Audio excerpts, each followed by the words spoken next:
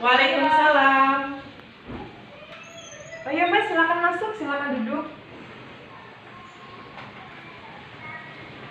Gimana Mbak? Ada yang bisa saya bantu? Iya Mbak, iya Bu.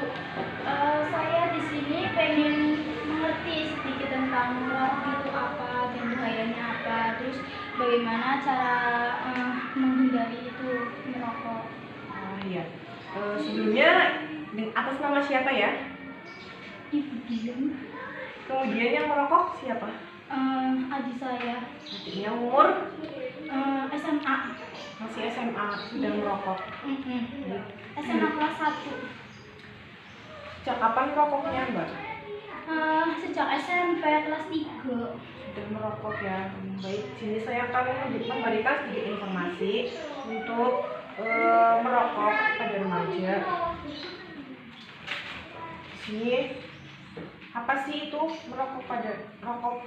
Definisi merokok sendiri itu gulungan tembakau yang digulung atau dibungkus dengan kertas, daun, atau kulit jagung sebesar kelingking dengan panjang 8-10 cm yang biasanya dihisap setelah dibakar ujungnya.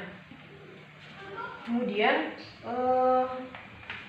faktor yang mempengaruhi remaja sendiri itu merokok itu ada beberapa, yaitu pembentukan jati diri remaja, kemudian pendapat bahwa merokok dapat memperbaiki konsentrasi, jenis kelamin juga berpengaruh merokok pada remaja karena jenis kelamin laki-laki cenderung lebih sering merokok daripada perempuan. Kemudian faktor selanjutnya adalah faktor lingkungan. Faktor lingkungan juga termasuk hal yang mempengaruhi dalam faktor merokok pada remaja karena mungkin teman bisa berpengaruh, kayak orang tuanya, mungkin mbaknya, orang tuanya, ayahnya, bapaknya itu merokok? Enggak. Mungkin teman-temannya juga, teman sebayanya, teman mainnya, makanya dia ikut menjadi perokok. Kemudian di sini ada macam-macam perokok ya Mbak, ada perokok aktif dan perokok pasif. Untuk perokok aktif sendiri itu adalah orang yang konsumsi rokok secara rutin atau tidak dengan jumlah sekecil apapun, contohnya 1 batang per hari.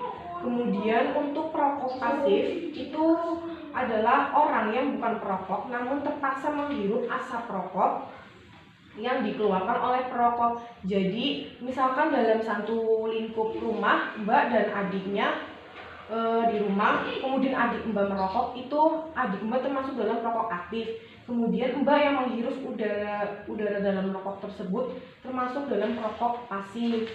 Itu Mbak. Jelas Mbak? Yes. Kemudian ini nih, zat berbahaya yang ada pada rokok. Contohnya itu zat nikotin.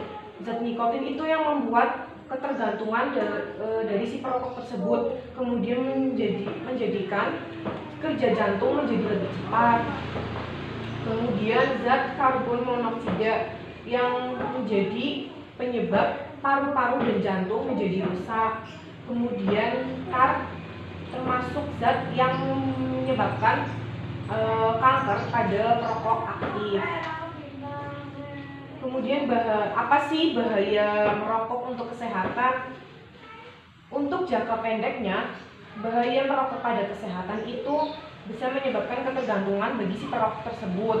Kemudian untuk jangka panjangnya bisa menyebabkan katarak, kemudian meningkatkan risiko hipertensi, kemudian stroke, penyakit jantung, kerusakan paru-paru, serta infertilitas dan bisa sampai kanker ya Mbak. Kemudian bagaimana sih cara mencegahnya agar remaja tersebut tidak menjadi perokok yang aktif? Salah satunya caranya yaitu dengan melakukan kegiatan mengisi di waktu luang, contohnya melakukan olahraga, melakukan membaca, kesenian, atau aktivitas-aktivitas lainnya yang bermanfaat, yang berpositif. Kemudian pilih teman yang tidak merokok, kemudian tegur jika ada yang merokok. Jangan ragu-ragu untuk menegur adik Mbak kalau misalkan ketidakdapatan merokok, jangan ragu untuk menegurnya. Kemudian percaya diri, memahami bahaya merokok. Jadi Mbak sudah betul sekali datang sama saya untuk mencari informasi. Jadi nanti Mbak bisa menjelaskan sedikit informasi tentang merokok kepada adik Mbak. Kemudian selalu berpikir positif. Untuk penanganan merokok, adik Mbak bisa nanti diarahkan untuk mengkonsumsi permen sebagai pengganti rokok, Mbak. Mungkin permen yang